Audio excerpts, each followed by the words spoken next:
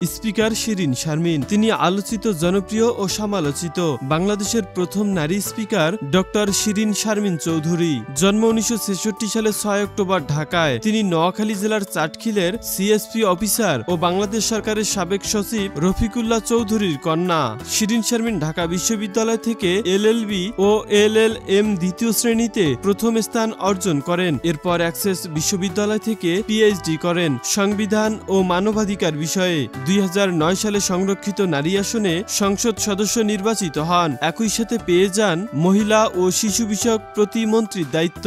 2013 সালে 30 এপ্রিল নির্বাচিত হন একাদশ সংসদের প্রথম নারী স্পিকার হিসাবে, তাও আবার মাত্র 46 বছর বয়সে। টানা দুইবার পুনর্নির্বাচিত হয়ে চতুর্থবারও স্পিকার হিসাবে 2024 জানুয়ারিতে দায়িত্ব নেন। সেই সাথে নারীর ক্ষমতায়নে আন্তর্জাতিক মঞ্চে নেতৃত্ব দেন। 2024 সালে 6 আগস্ট দীর্ঘ